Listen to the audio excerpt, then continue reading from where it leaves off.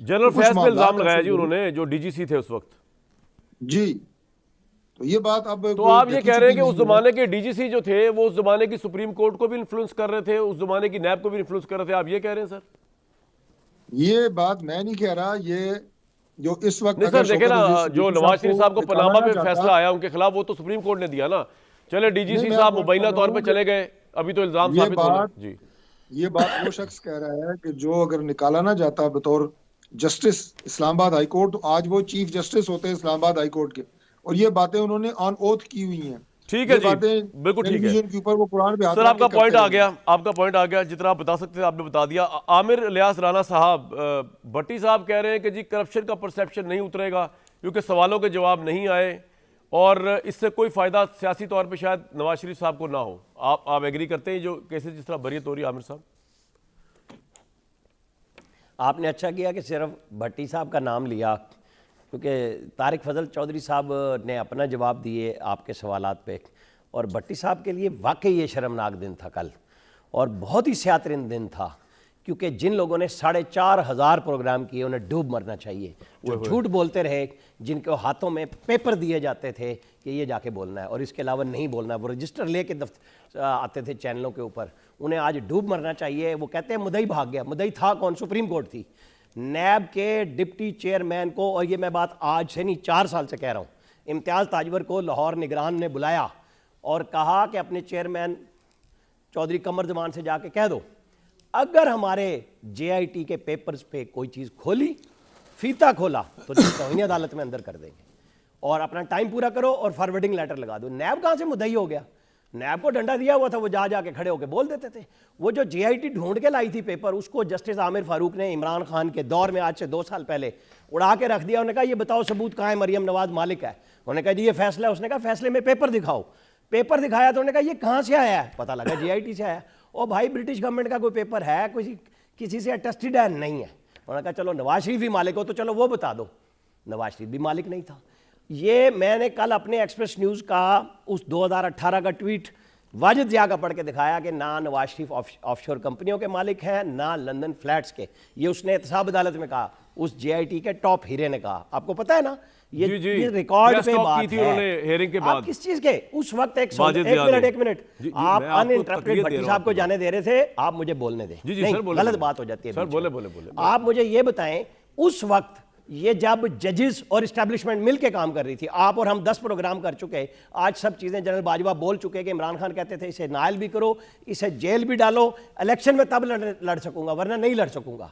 उनके ख्याल में ही नहीं था कि नवाज शरीफ वहाँ से सजा सुन के बीमार बेगम को छोड़ के और बेटी को लेके यहाँ आ जाएगा। उसे अबू धाबी में भी कहा गया वापस चले जाओ, वो नहीं गया। और फिर एक शख्स बुके लेके इलेक्शन से पहले जब उनको RTS बिठाने का आखिरी फैसला करना पड़ा, वो कौन गया था जिसका नाम बहुत आ रहा है, वो जेल में गया। उनको खतरा हो गया था कि कहीं ये जीत ही ना जाए, वो तो फिर RTS बिठा के नवाज शरीफ की जीत को बदला गया। वहां पे आपको और हमें पता है सारे हकायक क्या थे। आप किस तरह कहते हैं आज वो नैब वाले किस तरह डिफेंड करें जो काम उन्होंने बनाया ही नहीं। चौधरी कमर जमान को मैं आपको बताऊं, सुप्रीम कोर्ट में पनामा बेंच में बुलाया गया और कहा गया कि आपने क्यों नहीं किया। उन्होंने कहा कि ये काम SCCP का है, स्टेट बैंक का है, FBR का है, हमें वो लिखेंगे।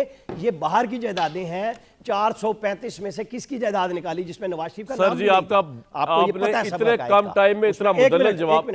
एक मिनट मैं आपको थोड़ा सा खत्म कर दूं इसको। फिर उनसे पूछा गया सवाल कि अगर हम हुदैबिया खोल दें, तो उन्होंने कहा जी ये पास्ट एंड क्लोज ट्रांजैक्शन है, 3.5 साल पहले हुई है। उन्होंने कहा जी नैब फौत हो गया। अरे भाई नैब कहां फौत हो गया? नैब तो आपके सामने खड़ा था, आप अपनी मर्जी की जजमेंट ले रहे थे, जो शौकत अजीज सिद्दीकी ने भी कही। आप फोन करते थे 15 दिन बाद रिपोर्ट दो, 6 महीने की डेटें भी आप एक्सटेंड करते थे, मैं और आप नहीं कर रहे थे उस वक्त। अच्छा, आज ये शर्मनाक दिन उन सब के लिए जिन्होंने ये सारा काम किया। कोई बात नहीं, कोई समझ आ गया आपको सारा पॉइंट। झूठ अगर चलेगा तो जज्बाती होना पड़ता है। बिल्कुल ठीक है, मैं आऊंगा एडवोकेट साहब के पास 1 मिनट में। लेकिन भट्टी साहब, बात ये है कि वाकईतन फिर तो डूब मरने का मुकाम है और शर्मनाक दिन है, स्याह दिन है कि जो मैं, चले इन्होंने मेरा नाम नहीं लिया, मैं अपने आप को आपके साथ शामिल कर लेता हूं कि हम पनामा के ऊपर ऑब्वियसली मैंने भी बड़ी मिठाइयाँ बांटी थी, मैंने भी बड़े खुशी से यहाँ पे एनालिसिस किए थे, मैं अपने आप को शामिल कर रहा हूँ। तो वाकईतन सर फिर मान लेना चाहिए गलती हमें, कि गलती हमसे हुई, नवाज शरीफ साहब के साथ ज्यादती हुई। भट्टी साहब,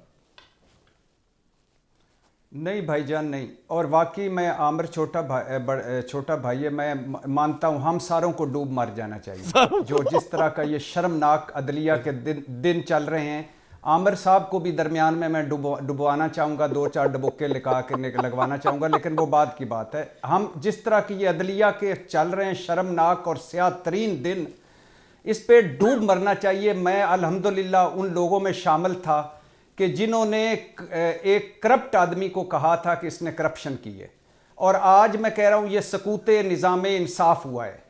इशू ये है भाईजान, मैं डूब उनको मरना चाहिए जो पनामा लीक्स लाए। क्या फौज और जजेस पनामा लीक्स लाए थे सुप्रीम कोर्ट? डूब उसको मरना चाहिए जो मामला अदालत में ले गया। कौन ले गया था मामला अदालत में? किसने कहा था मेरे बच्चों पर भी अगर इल्जाम आया तो मैं घर चला जाऊंगा? और फिर अच्छा, किसने कहा था मैं एक एक पाई का हिसाब दूंगा? जनाब स्पीकर, ये हैं वो जराए। इसी एक झूठ पे डूब मरना चाहिए जो पार्लियामेंट में, और जो इसके साथ खड़े हैं उनको भी डूब मरना चाहिए कि जो एक पार्लियामेंट में झूठ, सुप्रीम कोर्ट में जालसाजी। अच्छा, फिर पहले फ्लैट्स छुपाए किसने थे? उनको डूब मरना चाहिए। फिर किसने कहा था हम किराएदार हैं? उनको डूब मरना चाहिए। फिर किसने कहा हम नवाज मालिक हैं? शरीफ साहब उनको प्राइम डूब मिनिस्टर मरना बनने जा रहे हैं। मैं- भट्टी साहब जरा अपने आप को सही कर रहे हैं। आपको मैं करप्ट आदमी कामरान ना भाई, कहा मेरी करें बात आइंदा सुने, से। बात सुने भाई, डरे बात सुने। उस मैं वक्त डूब से। मरने को तैयार हूं, मैं डूब मरने को तैयार हूं। मुझे डूब मरने में कोई हर्ज नहीं, क्योंकि जो हाल चल रहा है उसमें मेरा भी डूब मरना बनता है। मेरा क्या है?